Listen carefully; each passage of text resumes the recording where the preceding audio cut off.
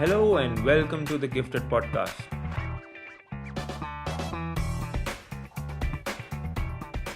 I am your host, Niraj Mulani, and in the Gifted Podcast, I speak with elite athletes as we try to challenge the misconception that athletes are just some people who are talented or gifted with special abilities at birth. Every week, I am joined by an elite athlete as we try to break down what it truly takes and means to be an athlete. If you're an aspiring athlete or just a casual sports fan, you will definitely enjoy this podcast as I get candid with athletes about their journey, their achievements, moments of heartbreak, and most importantly, moments of hard work and perseverance. Today, I have with me Olympian Alejandro Gomez. Alejandro is a middle distance swimmer and holds 6 gold and 5 bronze medals at the South and Central American Games and a further bronze medal at the Pan Am Games. Alejandro's mom was also an Olympic swimmer and his dad a water polo international. So it's safe to say that Alejandro was born in the water and for water sports. In our chat today, we discuss his heartbreak of narrowly missing out qualifying for Athens as well as the Beijing Olympics and how he persevered and chased his dream of becoming an Olympian and represented Venezuela at the London Olympics in 2012. Excuse the pun, but let's dive straight in. Welcome, Alejandro, to the Gifted Podcast today. We're really excited to have you and learn about your journey to the Olympics and beyond. How are you doing? Good. How are you? Thank you for having me. Yeah, it's a pleasure. So I think I'm going to start with a very difficult one for you right from the beginning. I understand your mom was also an Olympic swimmer and you and your dad played water polo at the masters level. So you leaning towards water sports is only natural, but why swimming and not water polo? And did that upset your father in any way? No. From the beginning, yeah, I would play water polo, but not, more like a fun way or just hanging out with my dad. And my godfather also plays. The thing is, like, my godfather is a water polo player, and my godmother, she was a swimmer. So it was like, half and half every way. But no, it was always, the water. We fell in love with the water because both my parents. Um, but no, I had a better chance at swimming than in water polo for sure. So that's why from an early age I was just swimming, and then every once in a while, do a little bit of water polo with my dad and his friends and his friends' kids. But that's about it. Nothing serious. Just for fun. And what kind of value would you put on the fact that you had an Olympian in the family itself and your other family members also being athletes themselves? You obviously had somebody to look up to right from the beginning of a career. What value would you put on that fact? So the fact that you have a very supportive family, that like the one I had, helps a lot. Unfortunately, you see parents with no, let's say, not sports knowledge. They try to put a lot of pressure on their kids, and that never helps because it makes the kid want to quit because Yeah. they have that extra, pressure from the parents, like, oh, you have to do good, you have to do this, you do that. My mom told me several times, like, oh, if you want, you can quit if you want, like, you done well for yourself, so yeah, you can quit. And this is like when I was like 15, 16. It's like, oh, you don't want to swim anymore, that's fine, you can stay home, work on your school and stuff like that. I was like, no, I want to go to practice. So yeah, I think, having supported parents and even grandparents too, so that helped a lot throughout my career. Right. And what made you personally motivated and driven to keep going into practices and make your own path in swimming? So the best story that I always tell is, I had a good team at home in Venezuela. So a lot of my teammates were national team members, from junior to, to some Olympians, right? So my best story is when I was 14. It was my first time going to, you know older nationals, let's say. And several of my team members made this meet. It's called CC It's only like Central American and Caribbean countries, and it was in Colombia. So when they came back, they're all telling stories of who they met and how many friends they made. And every time we go to a meet, they will say hi to everybody, and they had a lot of more friends. So in my mind was, okay, next time that happens, like, you have to be on that team. You have to make the team. It's like, and like I said, I like to travel. So, traveling to different countries, different cultures, and all that. So my motivation was, you can miss that trip, that next trip. So for me, it was because that meet goes every 2 years. So when I was 16, that's when I made my first national team. So it was the kind of like a junior setup. So it was by age group. So we went to Dominican Republic. Since it was my first national team, I didn't swim well. They made the mistake of put us in a 5-star all inclusive resort by the beach, and the pool was an hour away. So the days I only swam the mile. So the days that I didn't have to train, I would stay at the resort, go to the beach, relax, and I damaged my possibilities of doing well. But then when I had made already, with that time that I went at national, I had made the big team, so the open team. Yeah. So we went to this meet that called Bolivarian Games. It's only like a few countries that were um, that go, because it's like our forefathers, the guy that liberated all those countries. So we do it in honor of him. So for that one, I was like really focused, and I was like, okay, I made this big team. I need to do well. So I went a best time there, and I got a bronze medal. So it was, for me, it was more like, okay, after that meet, that was in Ecuador. Okay, what's the next meet? Where is it going to be? Like, I need to be there. I need to go to that country. I need to visit. So for me, it was all about, where are we going, and how do I make that trip? What time do I need to go, kind of thing. Right. And some of your early success was actually including winning a gold medal in 100 free at 2007 Triple CA and meet. Gold medal in the competitions prior to the Olympics are always a big boost in competition for the athlete. How was your year coming along leading up to Beijing? No, I didn't go to Beijing. I went to London. Yeah, so I know that, but I also wanted to understand before to. Oh, okay. Gotcha. So for me, I don't know. It will boost for me, it will boost my morale. Like, push me. And for, let's say, for when I went to London like 2 years prior, I went to South American Games in Colombia, and I won the 400. And the same day we won the 800 free relay, which was obviously a big thing. And then 3 or 4 months later, we had Central American Games, and I won the 1500 and the 800 free. So for me, it was Central American Games was a big one for me, because after after South American Games, I got dengue, the dengue fever. So I was very, very ill. I lost a lot of weight. So the comeback trail was really rough, getting back to really good shape. So for me, it was a big deal. And the fact that I was able to win those two medals, it, it was really good for me. But you know what happened to me, it's kind of funny, because it motivated me a lot. Unfortunately, I wasn't able to go to world champs in 2011 in China. I think, yeah, they were in Shanghai. um, some stuff with obviously every country has their issues with the federations. So I wasn't able to go. So for me, it was, okay, do I complain, whine about it, or do I train really hard to keep moving forward, to prove them that I can do well? So I took obviously the second option. I was like, you know what? I'm here training at the University of Florida. I have, really good coaches, amazing teammates that are pushing me every day. So I trained the whole summer, and I was able to go to US nationals. At nationals, that's where I got my time to make it to the Olympics.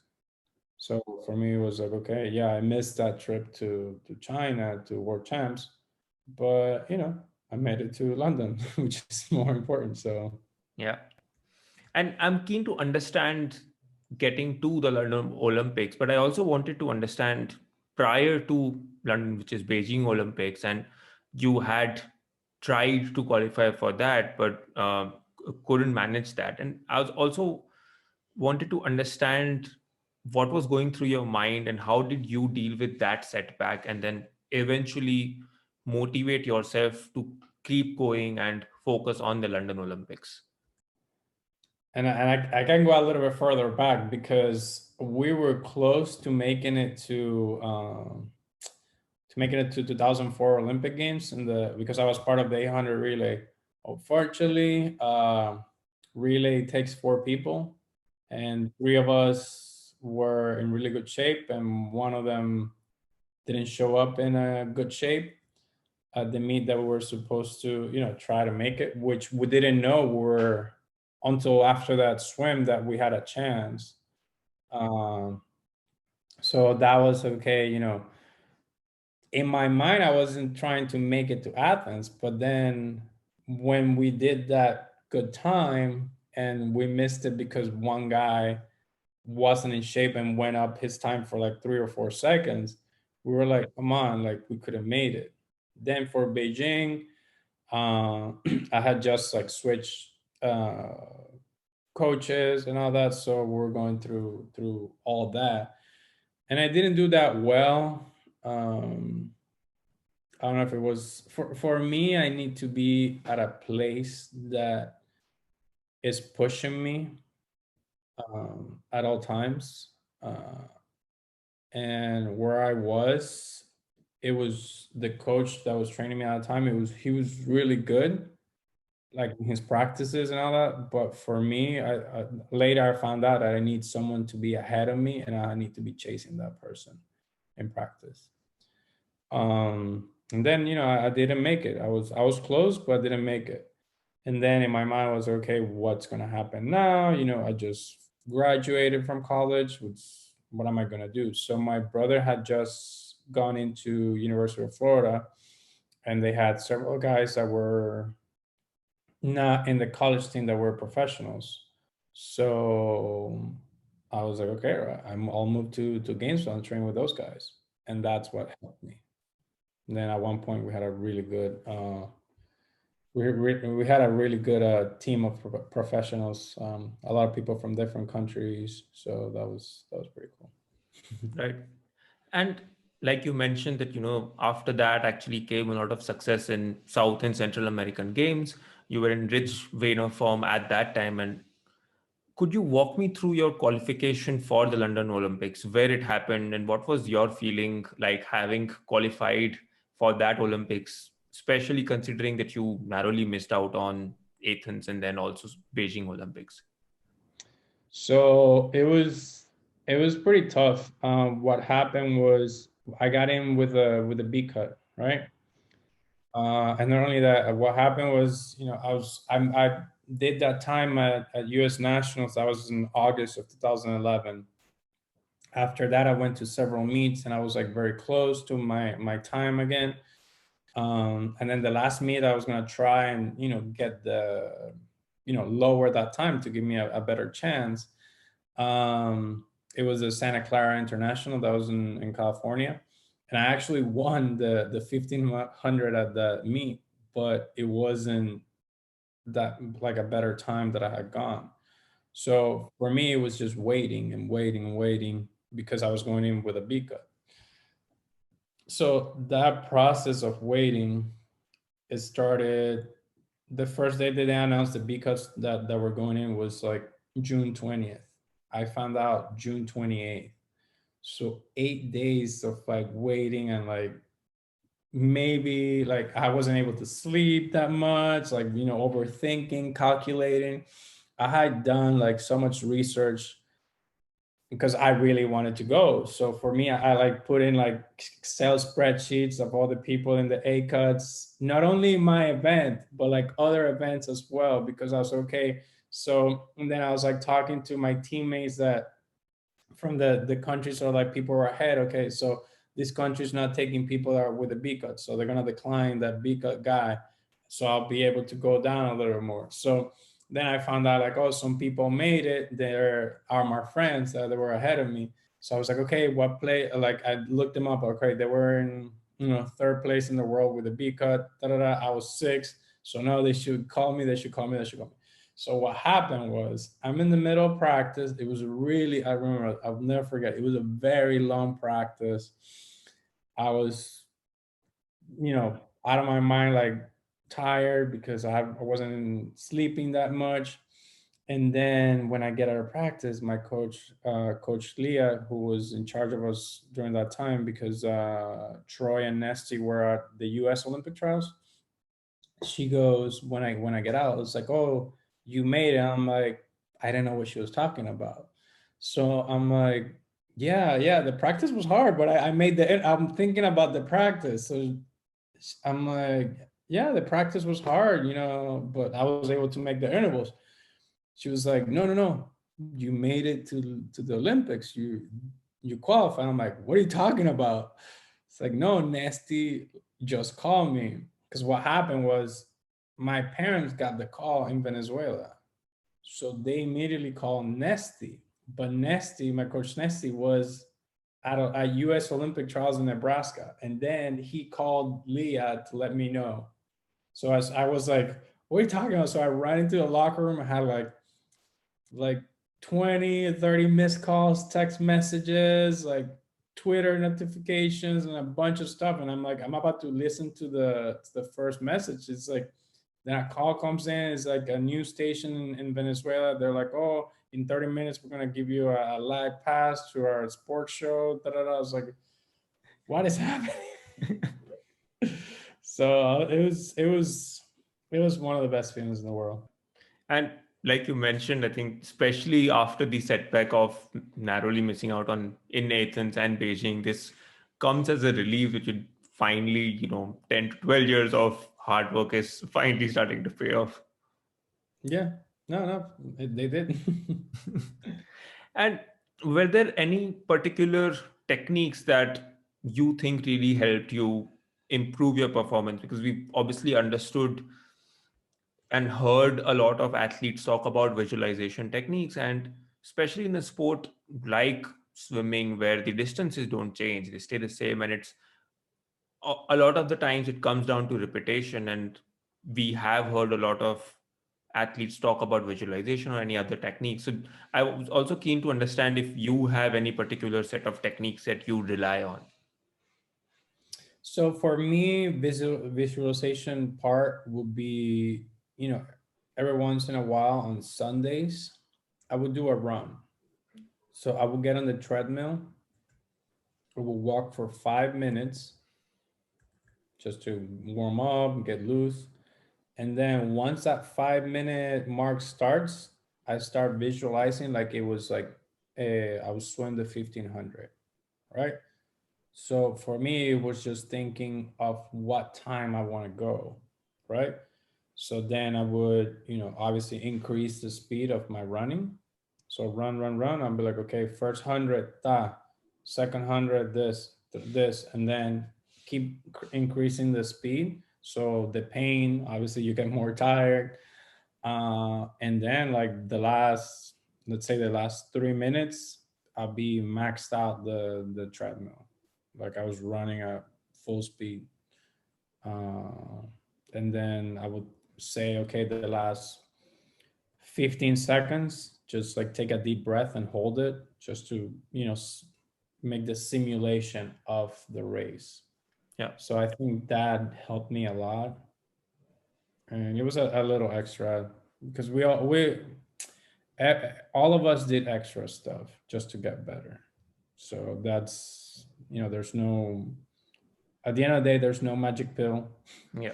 there's no, I like how you say it's like you're too gifted, but it's not. It's all about the hard work.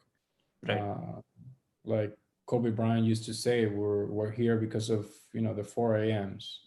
So coming to practice, ready to go, do doubles, sometimes triples, sometimes during our hell week it was double every day plus double water every day plus, in the middle you either have a 2 hour, hour and a half weight room session, or an hour dry land session where you're either doing stadiums or boxing or cords or a bunch of different things. Right. So it just goes down to how much are you willing to push during those practices. Of course, you can't overdo it, because if you overdo it, you'll get injured and you won't recover as fast. You have to, you just need to talk to your coaches and find a happy medium. Right. So it's all just about that. Whenever you have practice, just give it your all, talk to your teammates, and push each other. And in your early career, you were competing in 100, 200, 400, and 800 freestyle relays as well, just like your mother. But for the London Olympics, you qualified for 1500-meter freestyle. Mhm. What made you make that switch in distance, especially in terms of training and you wanting to focus on that other than the other distances as well? And how So, oh, sorry, go ahead. Go ahead. I also wanted to understand how easy or difficult is that transition for you? Oh, super difficult. For me, what happened was I was strictly a distance swimmer when I was younger. Um, till let's say till I was 17, when I won, 17, when I just won South American Games in Brazil. I won the 1500. That was my first like international gold medal. And then after that, when I moved to the US, I started exploring a little bit more of the middle distance, so 200, 400. Um, so that helped.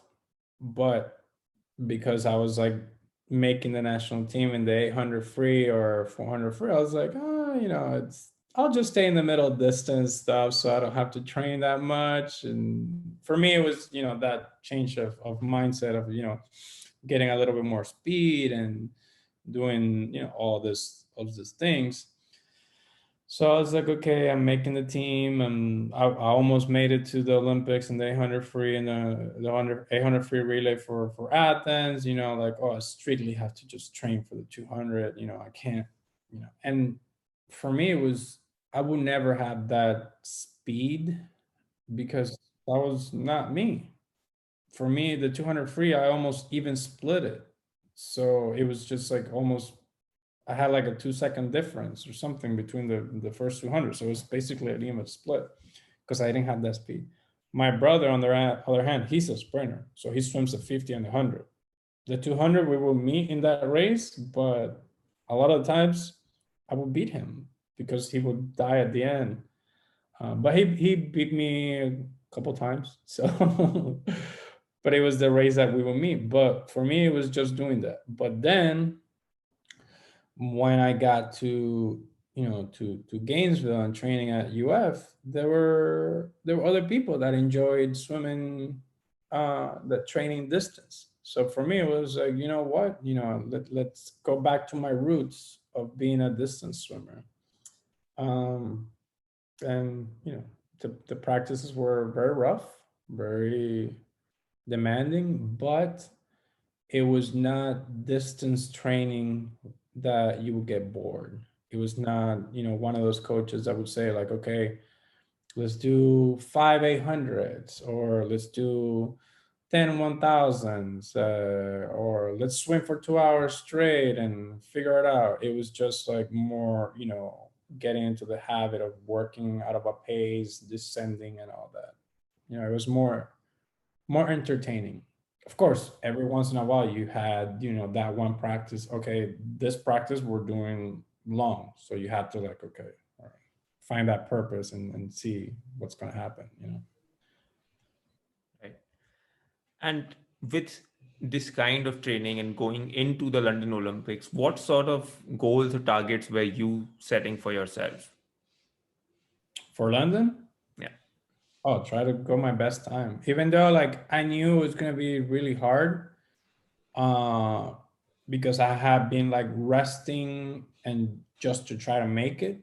Yeah. That's something you're not, obviously if you're a distance swimmer, you don't do that. You don't rest all the time because you're messing up your practices. Um, so for me, London was gonna be my third meet of the year that I would shave and rest for. Yeah. I was close to my best time, which for me was, hey, it was good enough.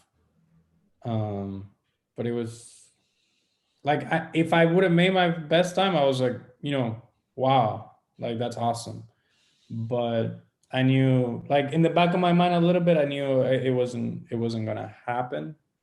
But obviously, I gave it my all. Yeah. The thing with the Olympics, like London, it was like I was in the first circle seated heat, so I was in lane one, and we had lane one, no, either lane one or lane eight. I think I don't know. I don't even remember which side of the pool it was. Well, I was in one of the outside lanes. So it was just the five people in the middle, they were just way faster than me. So I wasn't going to go out with them because that was going to be, embarrassing. Yeah. So I had to race my own race. So Right. And like you mentioned, unfortunately, you were eliminated in the qualifying heats. But what was the feeling at that moment, and how were you judging your performance at the Olympics basis your own expectations? so for me, it was where I was 4 years before and how much I had improved. So 4 years ago, I was not even swimming the 1500.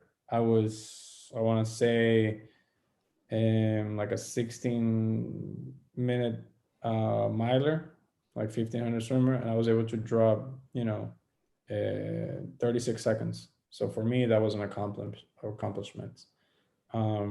My past performances at, Central and South American Games, the fact that I got 16th place at World Champs in Dubai, um, got the relay bronze medal at Pan Am's, two finals at Pan Am's, all that. So that all took into how much I had accomplished those 4 years, and I was happy with that.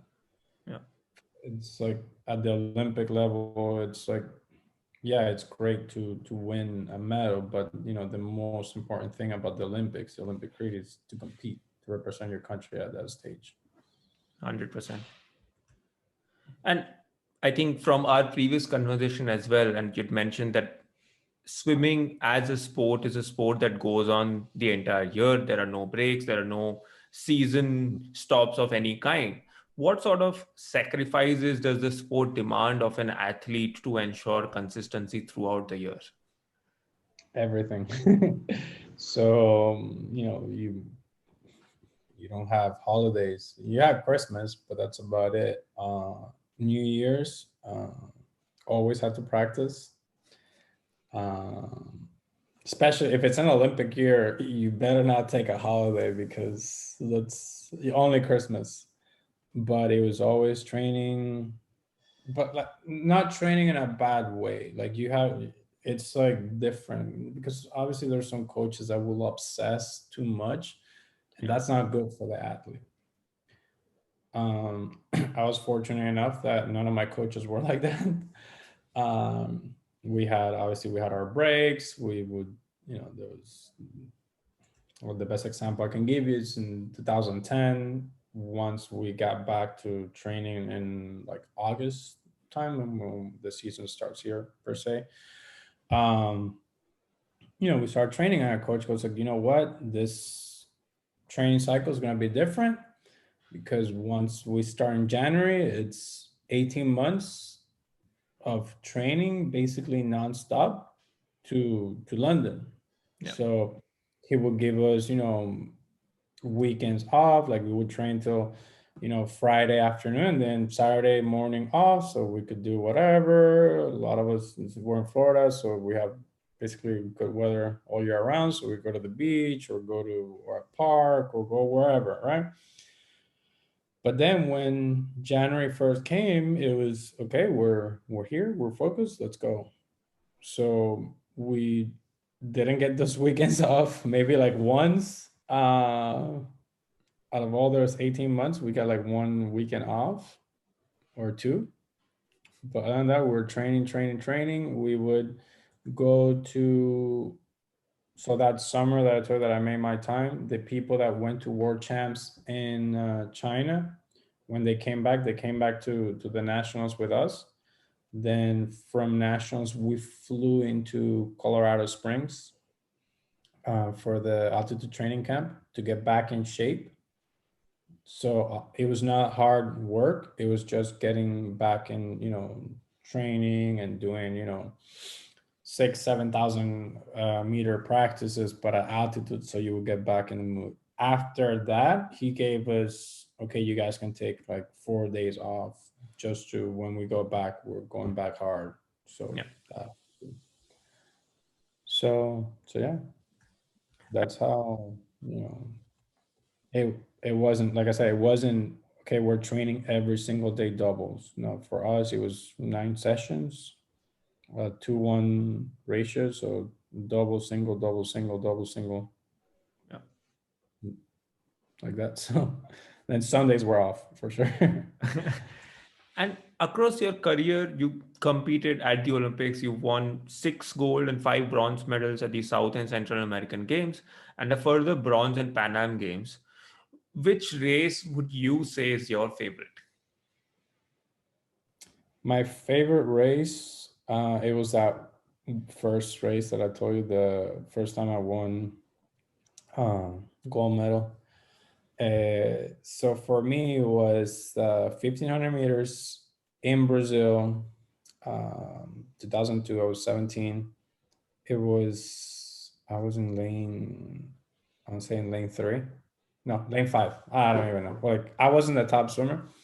And the guy from Brazil was from that town. So when we jump in, I will always breathe. From an early age, I learned how to breathe every three. So when I'm swimming, I'm noticing this guy only breathes to one side. So around the 500, 600 mark, when he's not breathing to my side, I just push it a little bit so I'm ahead of him. And then when he turns, he needs to make that extra effort to catch me. And I would do that the same. I did it for like 400 meters like that. I would push a little bit and then let him keep the pace, but let him try to catch me. And then on one turn, I did it, and he didn't come to try to catch me. He was tired, and then I just took off. And for me, it was that race because I won, and because the Brazilians weren't happy that I won, and they made a complaint saying that, oh, it was impossible that I went my best time, because it was we raced. It was like 11 a.m. or noon. It was so hot, but I went my best time. So I got drug tested 4 times for that one race, and I had to, in 24 hours, I had to pee in a cup 4 times and got blood drawn out. Obviously, everything came out negative. So yeah, it was. I think it was the best. Like, I've had good races. I don't know, another South American Games, I won. I was in lane 8, and I won the 400 free. Yeah. But I think that one, the first one, was the best one. My favorite one. And the cherry on the top is, as a Venezuelan, winning in Brazil, beating the local favorite. Yeah, exactly. And you have also been giving back to the sport and helping the Venezuela and Panama teams throughout the pandemic, like you had mentioned on our previous call, coaching them on the mental side of the sport. What is the number one point of advice that you give to athletes when you're talking to them, especially from the mental side of the sport? So what I always tell them is, you like when I talk to the team, it's like there's only one coach or two coaches, and it's like 30 or 40 of you guys, right? So that's why I tell them. So you guys have to push each other. Like what worked for me was my team was working hard day in, day out. We were pushing each other, we were racing in practice. So that's what helped me. Like a coach can be there giving you the practice, but he has to take care of a lot of people. He has to take times. He has to make sure everybody's doing the technique. There's some people, obviously, you'll have those guys that like, oh, why am I here? I hate this.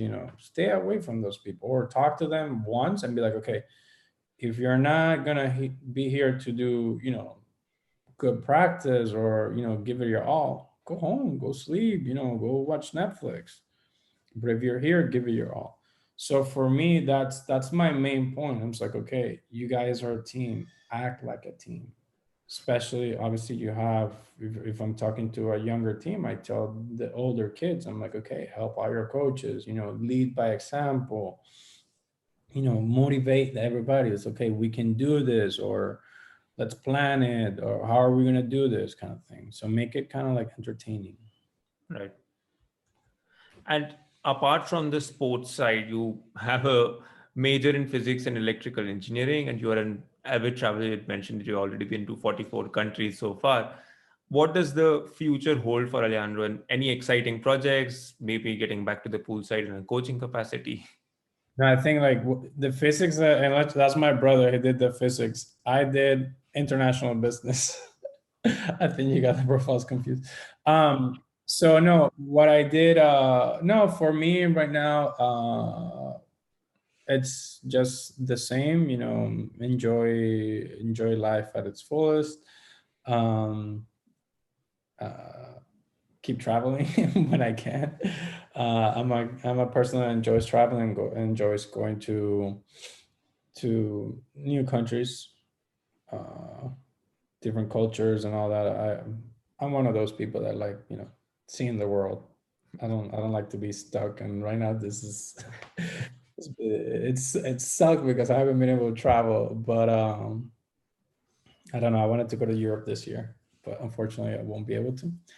Uh, when I'm working, do my job to the best of my abilities. I always have, while I'm at work, it's the athlete mentality of do everything right, do everything as efficient as possible. Because back in the day when I was a swimmer and doing school and trying to have a life, I had to balance everything. Every second would count, every second of the day. So for me, I'm able to take that athlete mentality, move it to the job that I'm doing. So Right. That it's been a real pleasure having you today and learning about your journey to the Olympics, and also the fact that athlete mindset is not something that people just use for the sport, but a way of life that they can adopt for all the things that they do beyond the sport as well. So thank you so much for taking out the time today and sharing your journey with us. no worries. Thank you for having me, and let me know if you have any other questions or anything. Okay. Yeah. Cool. Thank you. Take care. Okay. Bye.